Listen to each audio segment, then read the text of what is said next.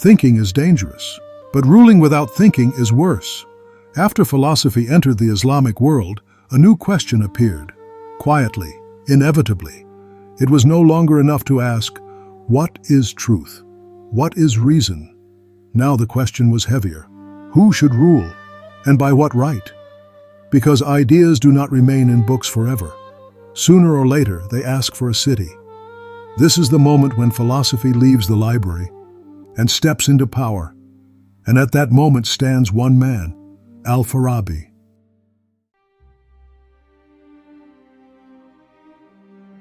The Islamic world of the 9th and 10th centuries was vast. Empires stretched across languages, cultures, and laws. Caliphs ruled in name. Governors ruled in practice. Scholars argued. Sects multiplied. Unity existed, but stability did not. The Quran offered moral guidance. The law offered structure. But politics remained fragile. Power changed hands quickly. Legitimacy was contested.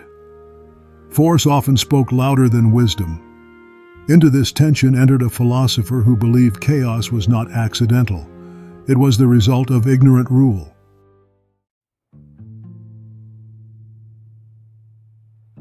Al-Farabi was born around 872 CE in Central Asia.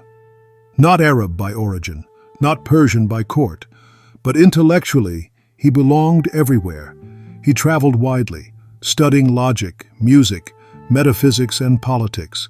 He mastered Aristotle and Plato, not as authorities to worship, but as tools to build with.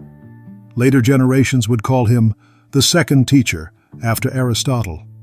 Not because he repeated him, but because he systematized reason itself.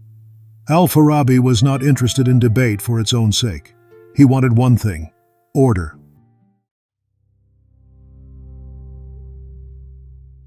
Al-Farabi began with an uncomfortable premise. Most societies are misguided, not evil, not corrupt, just ignorant. People desire happiness, but they don't know what it is. They mistake wealth for fulfillment, power for virtue, obedience for justice. So they follow rulers who reflect those misunderstandings.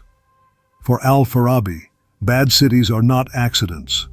They are the logical outcome of false ideas about the good life.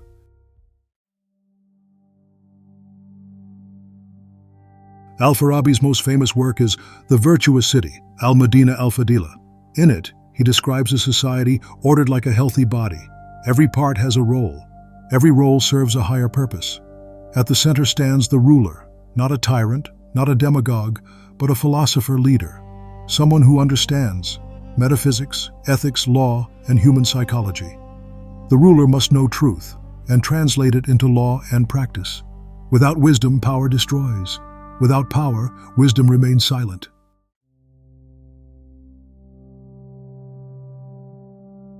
Al-Farabi made a bold claim. Religion and philosophy pursue the same truth but speak to different audiences. Philosophy uses reason. Religion uses symbols, stories, and law. The philosopher understands truth directly. The masses need it expressed in images they can live by. This was not an attack on religion. It was an explanation. For Al-Farabi, revelation gives society moral unity. Philosophy gives it intellectual clarity. Conflict arises only when rulers lack wisdom or scholars lack humility.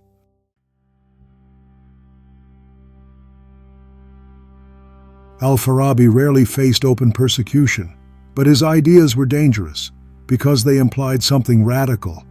Most rulers are unqualified. Legitimacy does not come from lineage, nor force, nor even popularity. It comes from knowledge, and knowledge is rare. Al-Farabi did not call for revolution. He did something more threatening. He redefined authority itself.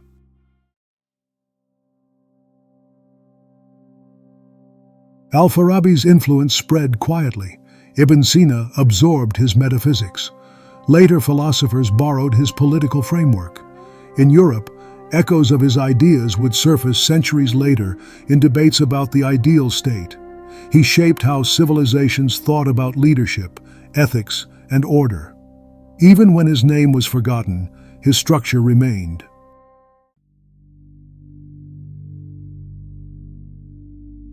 Al-Farabi believed that societies fail not because people are evil, but because they are led without wisdom. So his question was not, who is strongest?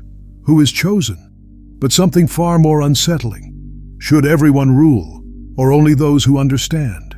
It is a question no civilization has ever answered comfortably, and one we still avoid.